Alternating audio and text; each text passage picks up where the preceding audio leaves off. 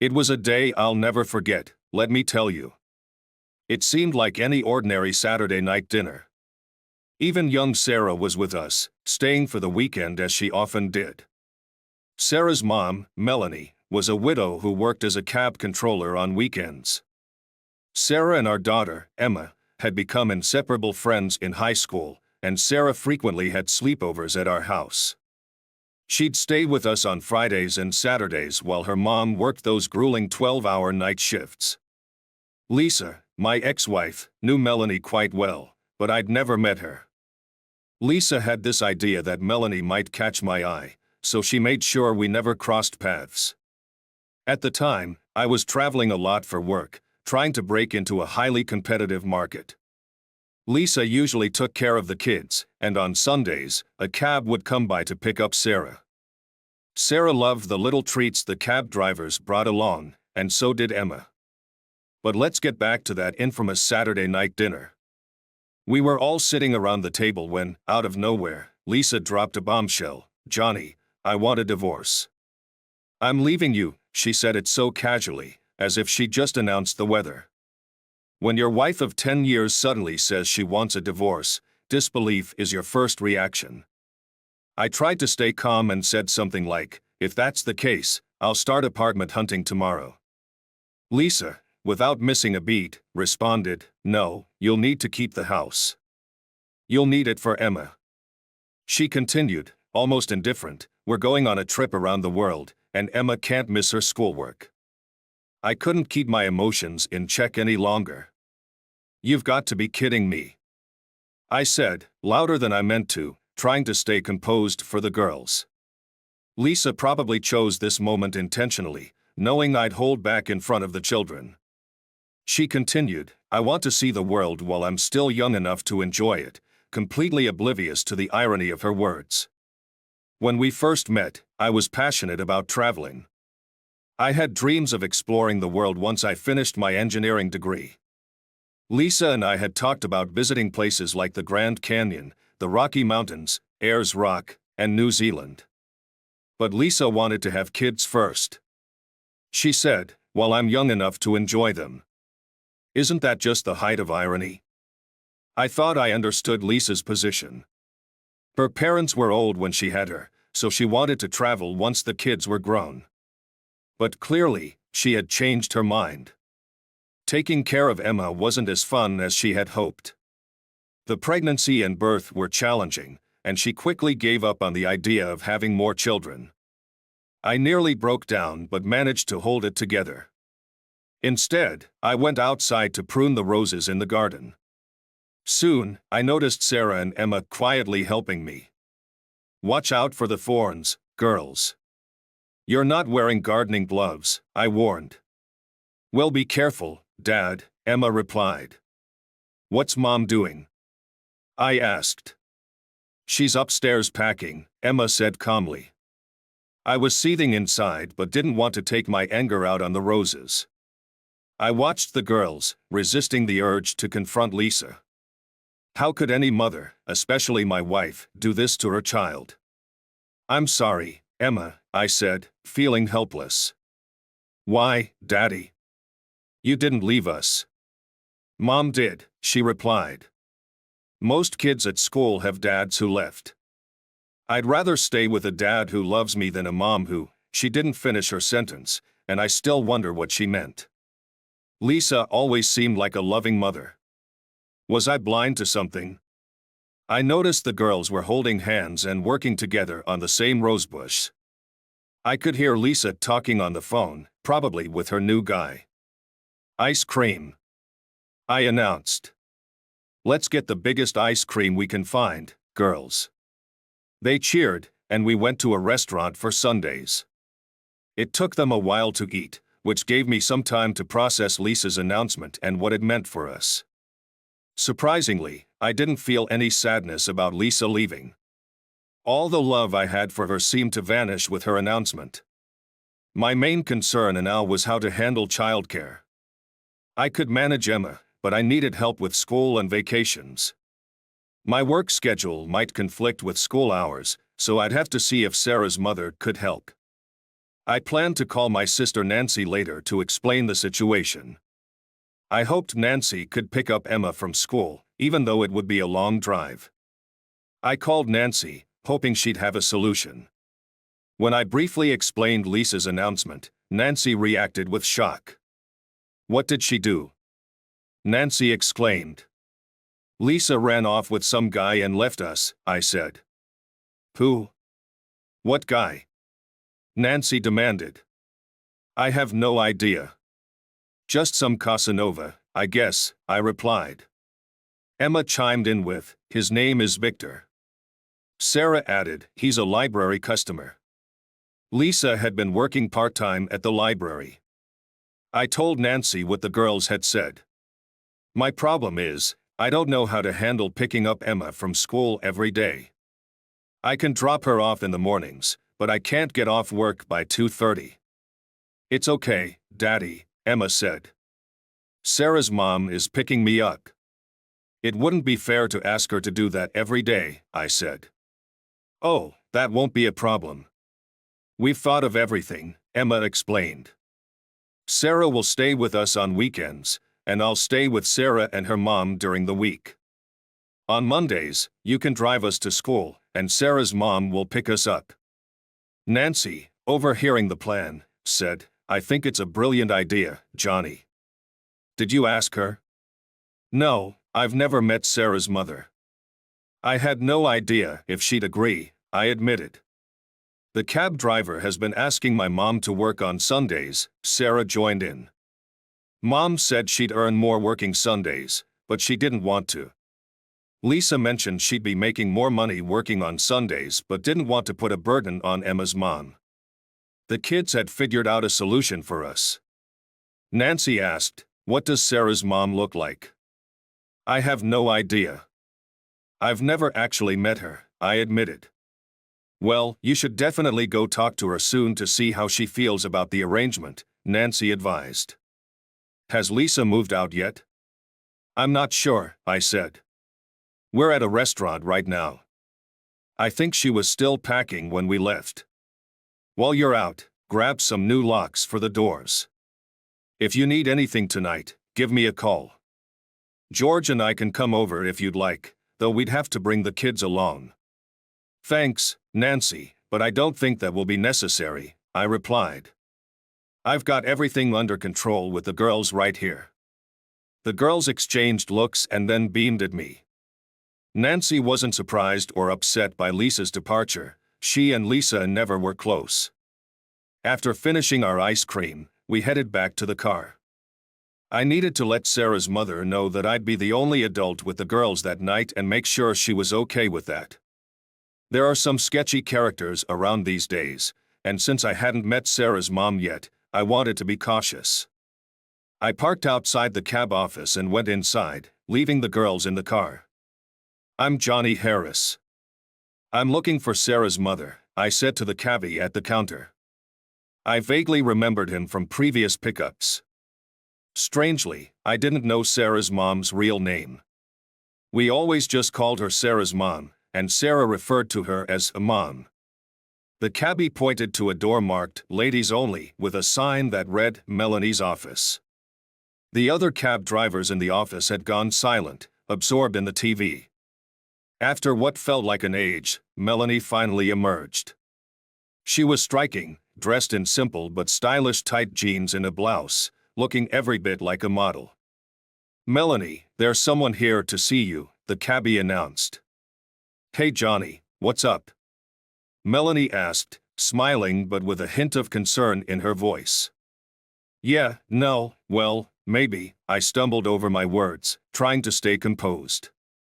"Sarah is fine. I just needed to talk to you privately." The cab drivers began to leave, but Melanie told them to stay as we stepped outside. "What's going on, John?" "You don't look too well," she said, noticing the girls in the car and giving them a friendly wave. "Lisa left me," I blurted out, feeling awkward since this was my first conversation with Melanie and she seemed to recognize me. "Oh my God, that's terrible," she said, reacting sympathetically. "Does this mean we have a childcare issue tonight?" No, Melanie, I said. I just wanted to let you know I'll be alone with the kids tonight. We haven't met before, so I thought you should be informed. Not at all, Melanie reassured me. Sarah talks about you all the time. She sees you like a second father and even has a photo of you by her bed. Really? Where did she get that? I asked, surprised.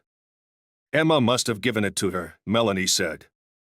Do you want me to take the day off and look after the girls? No, I said quickly. I just wanted you to know. I'm perfectly capable of handling Sarah. I'm sure Sarah couldn't be in better hands, John, Melanie said warmly, taking my hand. I'll come and pick Sarah up in the morning. No, you need your rest. Maybe stop by tomorrow so we can discuss the future. If you prefer, I can bring Sarah home, I suggested. Oh, yes, the future, Melanie said, looking a bit worried. We can figure something out. The girls have plenty of ideas. I smiled, and Melanie seemed relieved. Thank you. I suppose that's how things are. I'll see you tomorrow night. Don't worry about Sarah. She's wonderful. Melanie kissed the girls goodnight and told them to behave. When we arrived home, I saw an unfamiliar car in the driveway. Lisa was just stepping out as I pulled up to the curb. Where have you been? I've been waiting for hours. Lisa snapped before curtly letting us know she was leaving. Despite her earlier announcement, her behavior was completely alien to me. If that's who I think it is, tell him to move his car before I do it myself, I said, irritated that her new guy was there. Lisa waved her hand dismissively, and the Jaguar roared to life, moving it across the street. Ignoring her, I backed into the space where the Jaguar had been. Lisa complained that I almost hit her. Oh, you're still here? I thought you had already left, I said, lying as I headed for the front door. Aren't you taking your car? I asked, noting her Nissan was empty while the Jaguar was packed. No point. Sell it. We're flying out on Wednesday, she said. Where do I send the divorce papers? I wondered, but she preempted me. Ronnie's lawyer's address is on the kitchen table, she said brusquely, then spoke to Emma and Sarah. I didn't wait to hear the rest and went inside with the girls. They high-fived each other, but I barely noticed. We watched TV for a while, and then I sent the girls to bed. They went without a fuss, which was unusual for Emma. I had a couple of whiskeys to help me unwind. Sunday morning, I woke up to the smell of bacon frying. For a moment, I forgot Lisa had left and thought she was making breakfast. Then I remembered the previous day. The room felt starkly different. Every trace of Lisa was gone, even her family's photos. I went to the bathroom and found all her personal items missing. It seemed someone had cleaned up while I was asleep. Come on, Dad. Breakfast is getting cold. Emma called from the stairs. In the kitchen, the girls insisted I sit while they served breakfast. The breakfast was like something out of a hotel: fries, orange juice, and coffee. The girls had prepared cornflakes, juice, and tea. I complimented their cooking, and their faces lit up with pride. Nancy, George, and their kids arrived just as we were finishing up. Although the coffee machine was out of commission, the girls quickly served coffee to Nancy and George. It took a bit of persuasion to get the girls to stop washing dishes and go play with Nancy's kids. Nancy took over the dishwashing, while George and I sat down with coffee. I filled them in on the chaos of the previous day. They assured me they would do whatever they could to help. George suggested a good divorce lawyer, and Nancy whipped up dinner with what was left in the fridge. I spent most of the day tending to my roses, chatting with Nancy and George when I could. Sarah and Emma joined me in the garden later that afternoon. Sarah even quoted a line from the song, "It's been a good year for the roses," which felt oddly fitting given everything that was going on. Around 4:30, a cab pulled up, and Melanie arrived. The girls greeted her, and we all introduced ourselves. Nancy, Melanie, and I discussed the new babysitting arrangement. Melanie confirmed she'd be working a Sunday night shift, which paid better than her current job. We made a few minor adjustments to the plan and agreed that Nancy would help out during school vacations. Melanie called her boss to confirm the extra shift and got an immediate approval. She looked at me for confirmation, and I nodded in agreement. We realized Sarah needed school clothes for the next day, so Nancy drove Melanie and Sarah home to pick them up, with Emma insisting on tagging along. As I carried Sarah's bag inside, I asked Melanie if she had a car. "Yeah, but since Nick left, I can't afford one," she replied. "How about using the Micra?" I suggested, pointing to Lisa's car. "I can't," she said. "Lisa told me to get rid of it. You'll need it to drive Emma to and from school." "Are you sure?" I asked. "Yes, let's call the insurance company and add you as a driver," I insisted. "We'll sort out Lisa's insurance separately." Emma chimed in, "His name is Victor, Dad." "Who cares?" I snapped. "He's Victor the rat to me." "But he's funny and cute," she insisted, referring to a TV puppet character.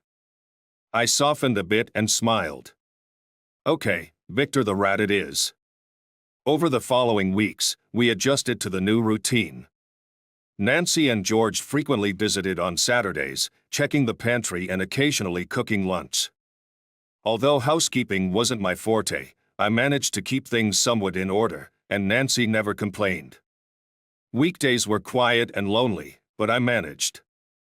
Fridays were a highlight when Melanie would cook for us before heading off to her Friday night shift.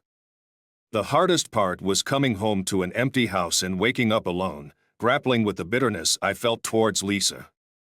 After years of being married, getting used to waking up alone every day was a challenge.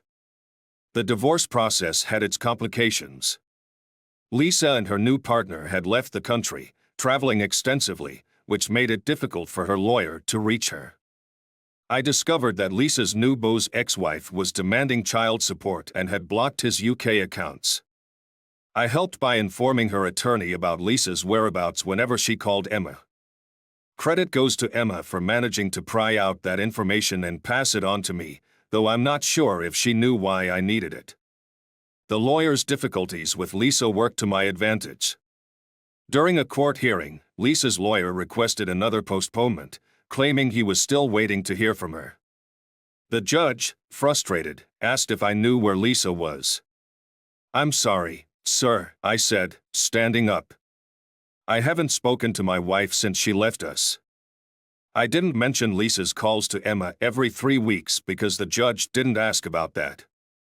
The judge noted Lisa's unreasonable behavior for not communicating with her attorney and suggested I might have grounds for desertion. He granted my divorce and awarded me full custody of Emma. "I don't see how joint custody can work if Mrs. Harris can't communicate with her attorney," he said. "Mr. Harris, I grant you full custody and terminate Mrs. Harris's parental rights with one condition." He instructed Lisa's lawyer to inform her she had 21 days to appear in court if she wished to contest. The judge then addressed me again.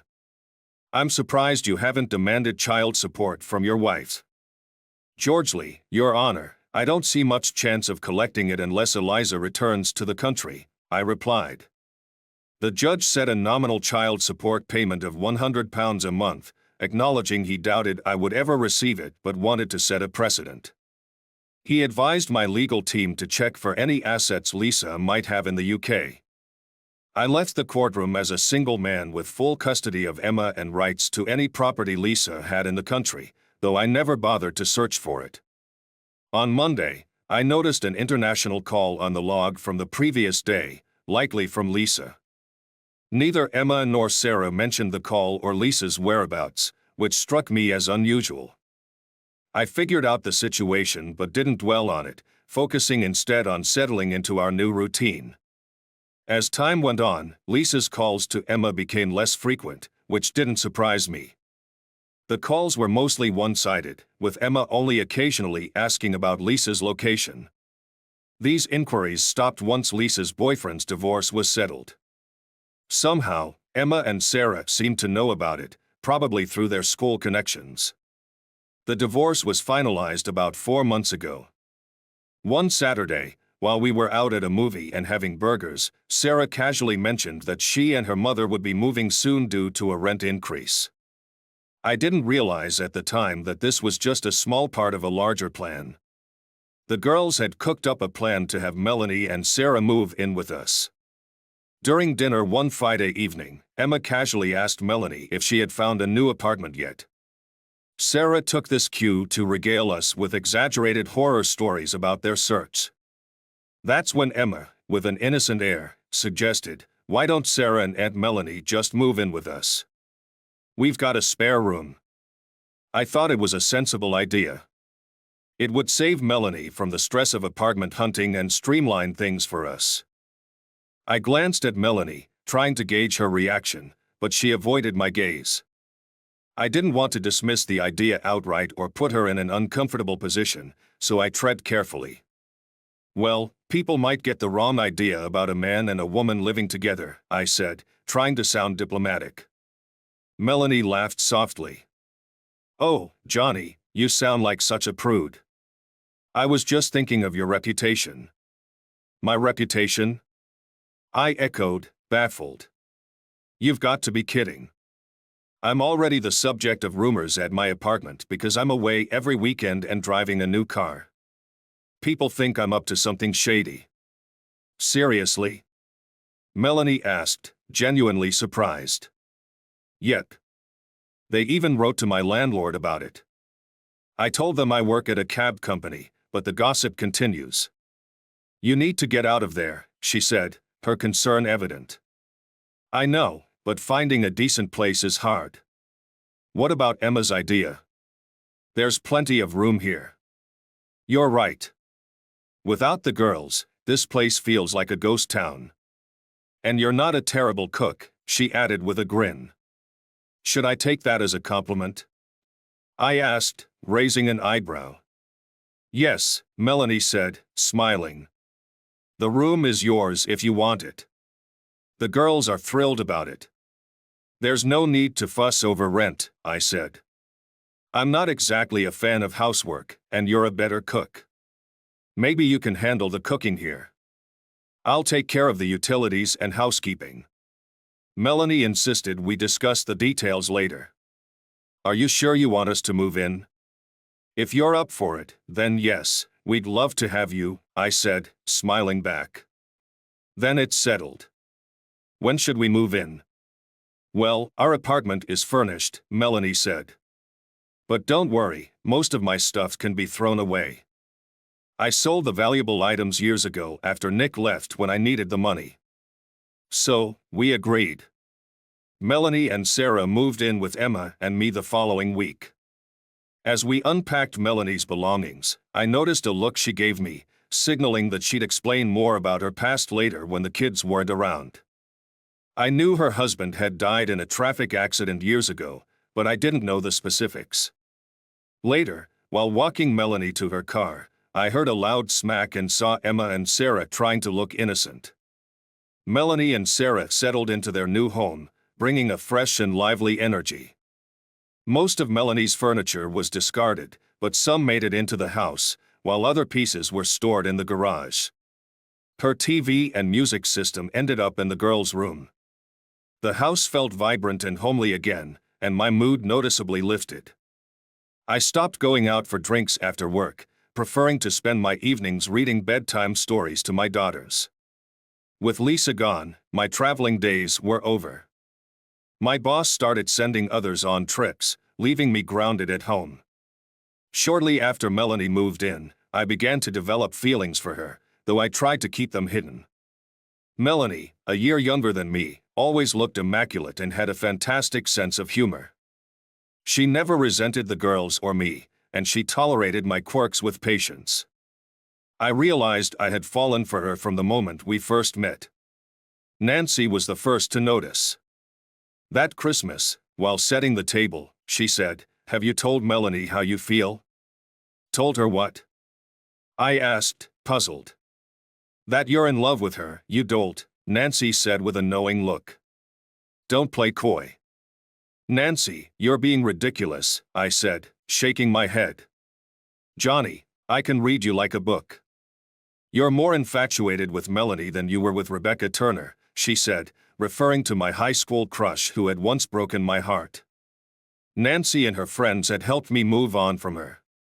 I'm fond of Melanie, but I don't want to disrupt the balance, I said. John, she likes you just as much as you like her. You two act like teenagers in love. Really? I asked, surprised. Yes. Even the girls notice it. What should I do? I asked. Tell her how you feel. You've charmed women before. Lisa was different. You never really liked her, did you? No, I didn't trust her. She had me under her thumb. But the girls love you, which I never thought Lisa did. Lisa loved me when we first married. Believe what you want, Nancy. Now, there's a woman in the kitchen who's interested in you. Find a way to break the ice. Just then, Melanie walked in to check on dinner, forcing Nancy and me to shift our conversation. During the meal, Nancy kept giving me meaningful glances and shared private jokes with Emma and Sarah.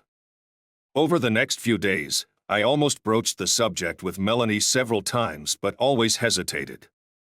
On New Year's Eve, Melanie was working, and Nancy and George took the girls so I could go to a party with some colleagues. Reluctantly, I agreed. By 4 a.m., as the party was winding down, I called for a cab. When Melanie answered, I slurred, "Hey, gorgeous, can you send a cab to pick me up?" "Are you out of your mind, Johnny?" Melanie replied, her tone amused. I had a hard time deciding which phone to use. "Try not to let me make a mess of your cab," I joked. Phil, the driver, arrived and helped me into the cab. As we drove, I realized we weren't heading to my house. "You're going the wrong way," I mumbled. "You need someone to put you to bed, and it won't be me," Melanie said, her voice full of amusement. I must have passed out, because the next thing I knew, Phil and Melanie were gently helping me out of the cab. Melanie, her concern evident, clung to my arm as we stumbled toward the door. Phil helped me up the stairs, and Melanie began the delicate task of loosening my clothes to make me more comfortable. Still heavily intoxicated, I saw this as the perfect moment to be bold. As Melanie leaned over me, I muttered, "You know, Melanie, you're quite the irresistible sight." "What does that mean?" she asked, her tone a mix of curiosity and amusement. I managed a lopsided grin. "It means you're so attractive, you're practically a feast for my eyes, and I'm starving." "Just how much have you had to drink?" she inquired, raising an eyebrow. "Not nearly enough," I slurred, trying to stay coherent. "If I had a bit more, I'd have the nerve to tell you how much I love you." "I'll believe it when you can tell me sober," Melanie said with a smile, standing up to leave. "Get some rest, and we'll see how you feel in the morning." As she moved to exit, I reached out and gently pulled her onto the bed beside me. She didn't resist, and soon, I was drifting off to sleep. The next morning, the sunlight was merciless on my throbbing head. I was disappointed to find Melanie no longer beside me. Trying to lift my head brought a fresh wave of pain. "Here, have a drink," Melanie's voice came from behind me. "What is it?" I asked, squinting against the light. "It's not poison," she teased. "Not until you marry me, anyway. I need life insurance on you first." "Are you saying you're planning to bump me off?" I joked, trying to keep the conversation light. "Not a chance," Melanie replied with a smirk. "You've got 2 daughters to take care of. Don't forget, one of them is yours," I reminded her. "They think of themselves as sisters and see you as their father," she noted. "And you're like a mother to Emma now." "She's called me Mom a few times," I added. "I hadn't noticed," Melanie said, sounding genuinely surprised. "And Sarah's been calling you Daddy for about a month now," I informed her. Really? She asked, astonished. Yes, even Nancy and George noticed, I confirmed. Did you talk to Nancy about this on Boxing Day? She asked. I discussed a lot with Nancy, I replied. And is she already picking out her wedding outfit? Melanie asked, trying to lighten the mood. I chuckled despite my headache. You know, you wouldn't look foolish if you asked me. Why? What's stopping you? She asked, her expression softening. I wanted to know your answer before asking, I said. It's less embarrassing if I get rejected before proposing. Well, you wouldn't look foolish, Melanie said thoughtfully. But I have a confession. I'm not a widow. Nick isn't dead. Legally, we were never married. I was stunned. I'm confused. How can that be? Nick was a bigamist. He was already married when he married me, so our marriage was never valid, she explained. So, you're not a widow and never were married? I clarified. Yes, it's simpler to tell people I'm a widow, she admitted. In that case, I began, but we got sidetracked and spent the next hour lost in kisses and embraces, almost forgetting my headache. By the time George brought the girls home around 3 p.m., Melanie and I were in the kitchen, trying to figure out how to break the news to them. When the girls understood, they embraced us both warmly. George, upon entering, simply said, "Congratulations." We set a wedding date for mid-February and planned a modest celebration. The girls had their hearts set on something grander, but we settled on a small event at the registry office with a simple reception afterward. With few living relatives on either side, the registry office allowed us to avoid the complications of public announcements, keeping things straightforward for Melanie, who was still presenting herself as a widow. After George left, Melanie faced the delicate task of resigning from her job at the taxi company. She didn't want to work night shifts anymore, which was a personal preference of mine, as I hated the idea of sleeping alone. We decided to sleep in separate bedrooms until the wedding to set a good example for the girls about respecting boundaries. I made a habit of coming home for long lunches while the girls were at school, which improved my mood significantly.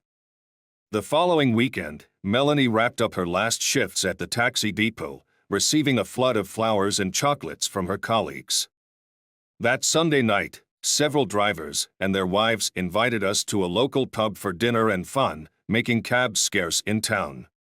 The wedding arrived quickly and went off without a hitch. The girls were perfect as bridesmaids, and Melanie looked absolutely radiant. We spent our wedding night in the honeymoon suite of the luxury hotel where we held the reception, while George and Nancy took the girls home. Our plan was to spend most of the summer vacation traveling with the girls. That first year, we spent 5 weeks exploring Florida, the Caribbean, and Southern California, packing in as much adventure as we could. A week or so after the wedding, I came home from work to find something amiss.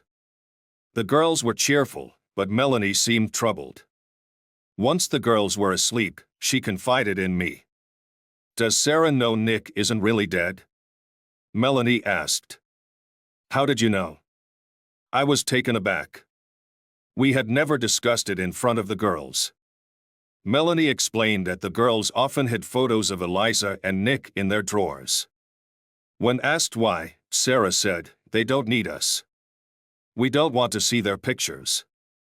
Sarah knew her father hadn't died in a traffic accident but had run away, though she didn't understand the full story.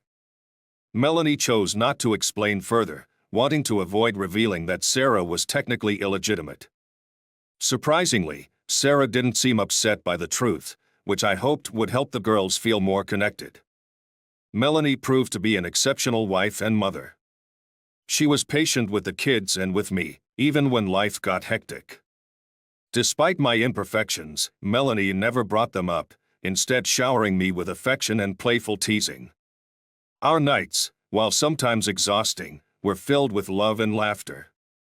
By early summer, Eliza's calls to Emma had become nearly non-existent. Emma, frustrated by her mother's infrequent contact, grew more persistent during the few calls Eliza did make. Melanie and I had to gently remind her that calling Melanie Mommy during these conversations wasn't appropriate. Emma adjusted by talking about our family activities and referring to Melanie as Daddy's wife and Sarah as my sister. We discussed Emma's behavior but realized we couldn't list every inappropriate term to avoid. Eliza had to face the consequences of her actions. Before our vacation ended, Emma and Sarah began dropping hints about adoption procedures, leaving printouts around the house. They were clearly hoping for Melanie to adopt Emma and for me to adopt Sarah, hinting at a more formal family structure. The girls even found forms to change Sarah's last name to Harris. After discussing it, Melanie and I decided to pursue both adoptions. Although Sarah's father was absent, he still held legal rights, and our divorce attorney handled the complex process. It took over a year, but we eventually succeeded in terminating Nick's parental rights and finalizing the adoptions. Coincidentally, the same judge who had presided over my divorce case also handled the termination. Legally, we became Mr. and Mrs. Harris with our daughters, Emma and Sarah. We briefly considered having more children but ultimately decided against it. After our marriage, I received a promotion at work, which came with a higher salary and more delegation of tasks. Our summer vacations became a cherished tradition, compensating for my earlier lack of travel. In our second year, we explored Europe, the third year took us to India and Sri Lanka, and the fourth year led us to Australia and New Zealand. By the fifth summer, Emma and Sarah, now 14, took on the role of documenting our travels with video cameras. We planned a trip through Canada, the northern U.S., and Alaska, with the girls meticulously organizing the itinerary. About 2 years after our marriage, Eliza began sending us Christmas cards. Unfortunately, they lacked a return address, so we couldn't respond. The cards were stamped with Canadian postage, indicating that Eliza and Victor had likely settled there. We rarely mentioned Eliza, and she hadn't called Emma in years, so her presence was a distant, uncomfortable memory. As usual, our grand plans for the summer vacation had to be revised. The girls pointed out that we couldn't visit all the destinations within our limited time frame, even after significant adjustments. We decided to split our trip, focusing on the western part of North America that summer and saving the eastern portion for the following year. In late June, we arrived in Winnipeg on an Air Canada flight. We spent a day or two exploring the city's historic sites before heading west. From Manitoba, we drove through Saskatchewan, south through the Dakotas, Nebraska, and Kansas, and then turned west and north through Colorado and Wyoming, where we stayed at a dude ranch. While the horses were enjoyable to ride, I preferred English saddles over the Western ones, feeling less secure about dismounting if something went awry. I've always believed there are two approaches to riding horses or motorcycles: stay with it and hope to regain control, or back off and hope to fall safely. The idea of being on a horse or motorcycle with a spinning rear wheel has never appealed to me.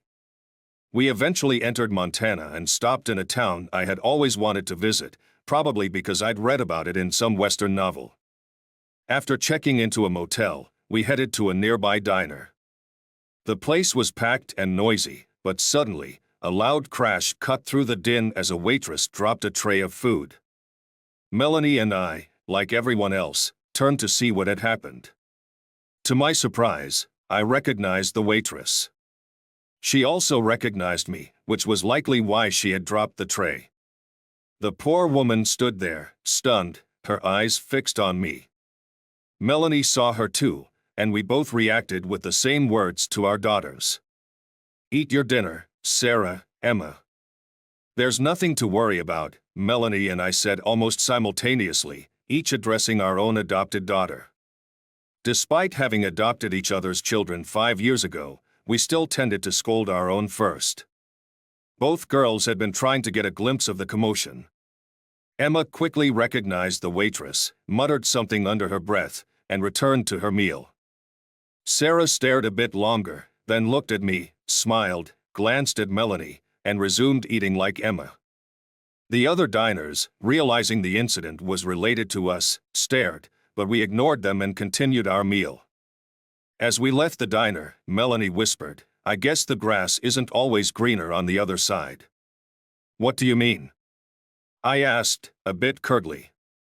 "If she's working here, she's likely no longer with Victor," Melanie speculated. "One of them probably cheated. Once a cheater, always a cheater. But she didn't cheat on me. She left me and Emma," I countered. "Either she couldn't stay faithful, or he couldn't." "Does it really matter?" Melanie asked. "Only if she tries to cause trouble now," I said firmly. "Emma's been through enough. It's too late for her to cause trouble now." "Emma handled it better than you did," Melanie replied, attempting to ease my frustration. I sighed. "I'm just curious about how far their plans go." Melanie looked puzzled. "What do you mean?" "Nothing major," I said. "Just that they seem to be working toward something. Sometimes I wonder how far in advance they've planned." "Don't worry. I'm very pleased with how things are." "I'm just curious sometimes," Melanie reassured me. We reached the car, and I unlocked the doors with the remote. The girls jumped into the back seats, and I opened the front door for Melanie. Instead of getting in, she walked up to me, wrapped her arms around my neck, and kissed me. The girls in the back murmured approvingly, making comments like, "Not in public," and "Wait until you're in your room." Despite their playful remarks, both were mature for their age, given their challenging pasts. Melanie's husband had passed away when Sarah was 6, and Emma's mother had left us when she was 8. Suddenly, Melanie broke the kiss. "We have an audience," she whispered, glancing over my shoulder. I turned to see Eliza standing in the kitchen doorway, watching us. Melanie suggested, "Do you think Emma should?" "Yeah, I don't think we have a choice," I interrupted. I knew I would need to confront Eliza later and arrange for Emma to meet her mother privately. Melanie leaned against the car as I pondered. "Your mom is here. I think you should go see her," she told Emma. "Do I have to?" Emma replied. "She is your mother. You might regret missing this chance later," Melanie said. Emma shrugged, reluctantly climbed out of the car, and muttered, "I don't want to see her. Maybe Sarah will ride with me." "No, we'll be right here," Melanie assured her. Emma walked toward her mother, stopping about 10 feet away. Eliza said something we couldn't hear and took a step forward, but Emma immediately stepped back. It was frustrating not being able to hear their conversation, though it seemed Emma did most of the talking. If Eliza moved closer, Emma retreated. "That's not good," Melanie muttered.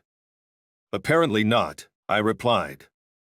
Soon, Emma turned and ran back to the car, jumping in, slamming the door, and fastening her seatbelt. Eliza had vanished from the doorway. I wanted to leave, but Melanie was already halfway to the door before Emma had finished buckling up. I waited about 10 minutes until Melanie returned, giving me a questioning look as she got in the car. She glanced at the girls and gave me a look that said, "Shut up and drive. We'll talk about this later." After lunch, we planned to stroll along the river path and view the town's waterfalls, which had lost some of their original grandeur due to hydroelectric dams but were still impressive. As usual, Melanie and I kept our hiking to a comfortable level. The girls went ahead, giving us a chance to talk.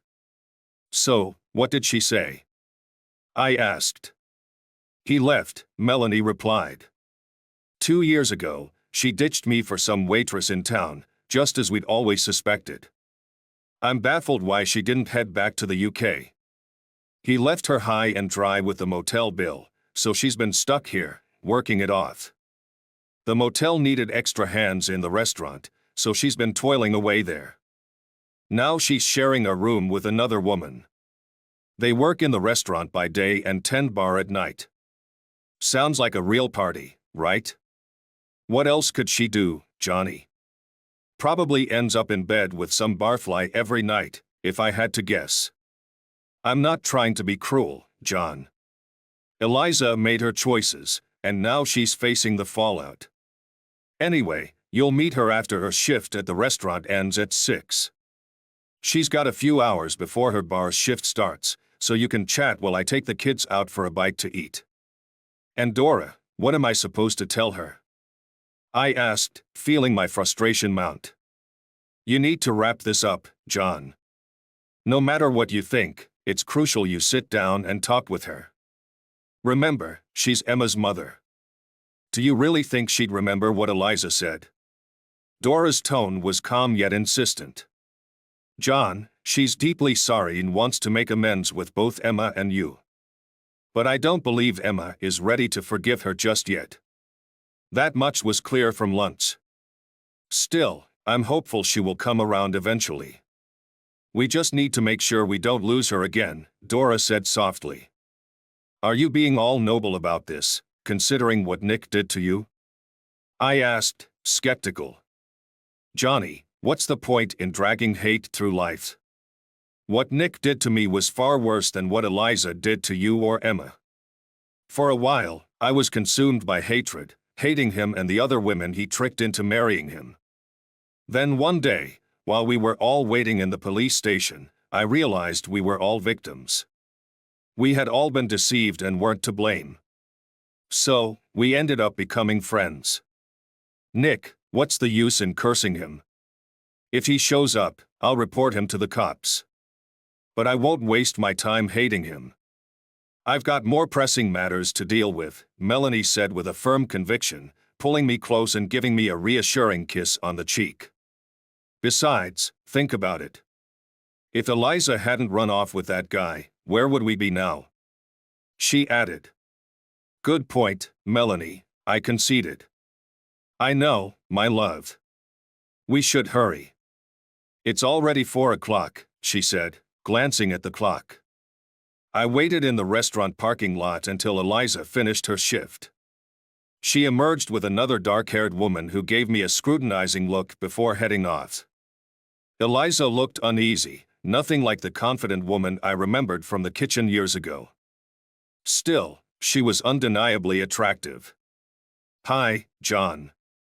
Thanks for coming, Eliza said, her voice unsure. The bar must be quiet now. Why don't we head over there and talk, she suggested. I didn't reply but nodded for her to lead. I followed her to a booth at the back of the bar, where it was clear we were expected. The dark-haired woman behind the bar glanced at us as we walked in, chatting with the bartender. All the booths around us were vacant. The dark-haired woman came over, placed 2 beers on the table, and spoke to Eliza in Spanish. Eliza nodded, so she must have picked up some of the language during her stay. You wanted to see me, Eliza? I asked, reminding her that I hadn't asked for this meeting. I just wanted to apologize, John, she finally said in a whisper. I caught her words after a moment. No, you've done me a favor, I responded. I'm not cut out for being a vengeful diplomat. Yes, Melanie definitely got the better deal, Eliza said, bitterness seeping into her voice. I should have realized she'd be all over you as soon as I was out of the picture. It was the other way around, Eliza. As soon as I saw Melanie, I trailed off, unsure how to finish. Maybe if I'd met Melanie before Eliza left, things might have turned out differently. Perhaps it's just wishful thinking, but I doubt I would have walked away.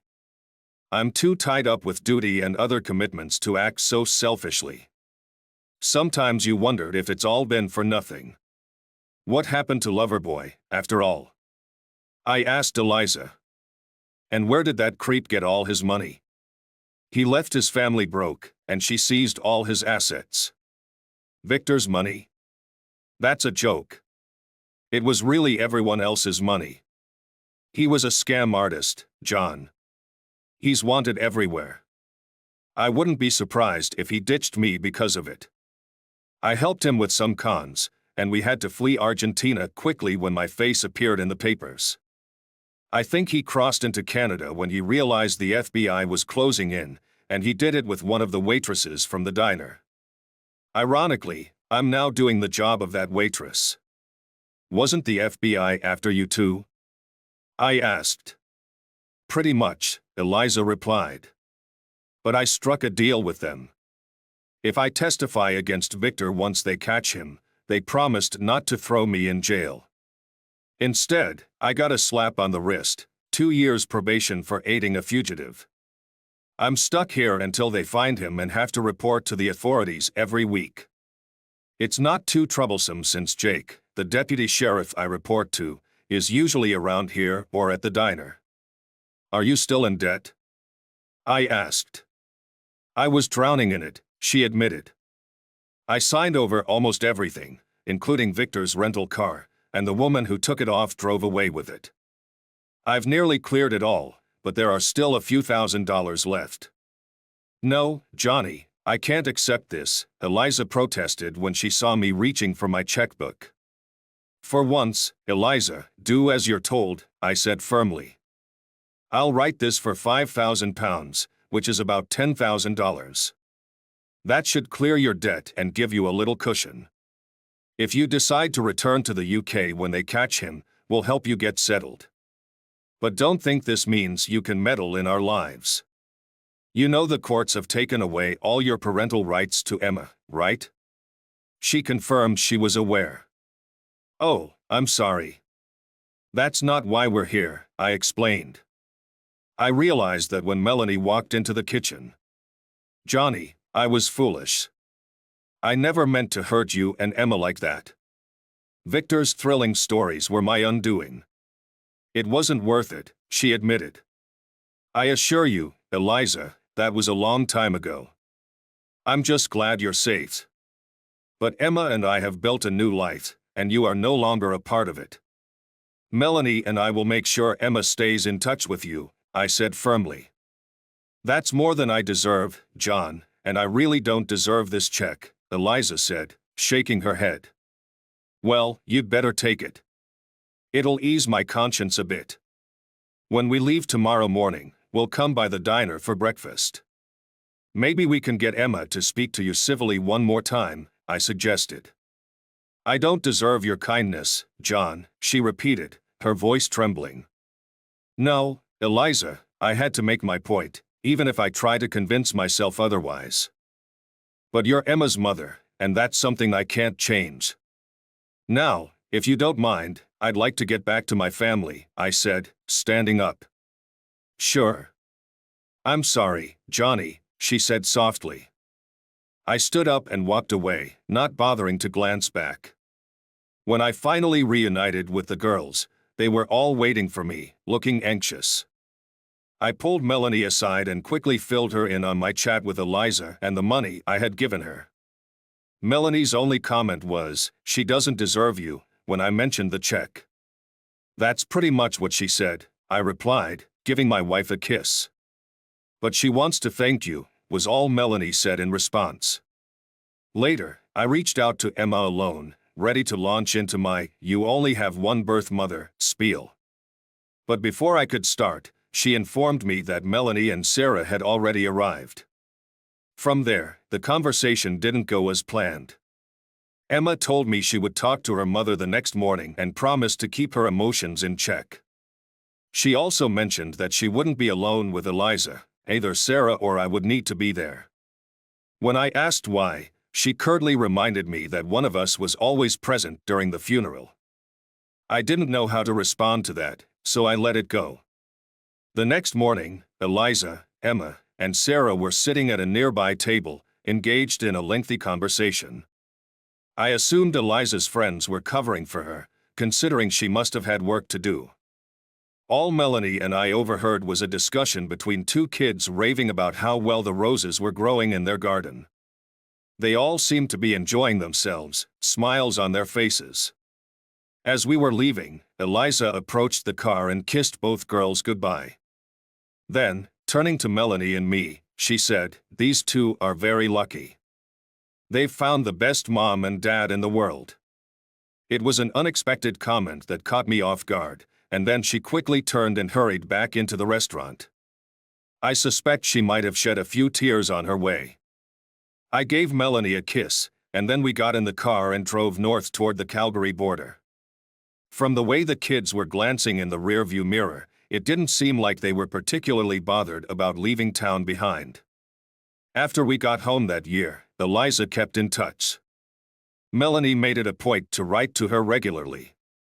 We never found out if the FBI had managed to track Victor down, but less than a year later, we discovered Eliza was set to marry her deputy sheriff, or whatever his name was.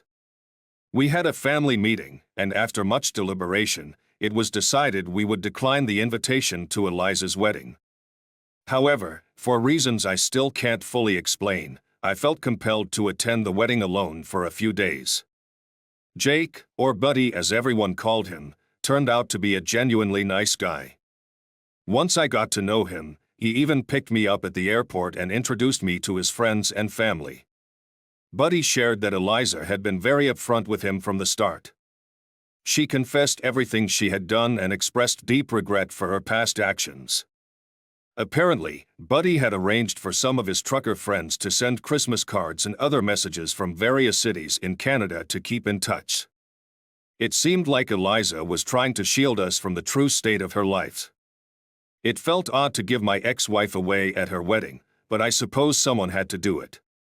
Maybe that's why I went, to put a sort of closure on it all. I don't think Emma and Sarah figured out where I was for those 5 days, but they could have. Those two were always ahead of me, just like they are now. To be honest, they and Melanie still are.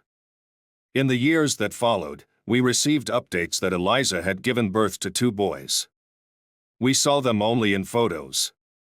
Now that they're a bit older, I believe the boys have regular contact with Emma and Sarah, but neither of my daughters ever mentions them or Eliza to me. It's a little sad sometimes, watching how closely Emma and Sarah remain, especially when they're involved in their own marriages.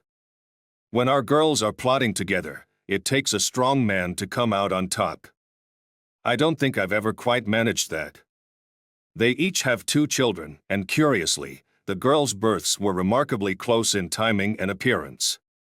Melanie and I have relished watching our grandchildren grow up and become just like their mothers. I retired as managing director last year, and Melanie and I are now savoring an 8-month trip around the world. We've been contemplating whether we'll find a new place to settle, but honestly, I think our daughters and their families will pull us back to the UK. We haven't sold the house. The girls wouldn't let us, especially because of the roses. They spend so much time tending to it all, and we get regular updates. Just this morning, while checking the mail, I received a picture of the garden with the title, "It's been a good year for roses." Life moves on.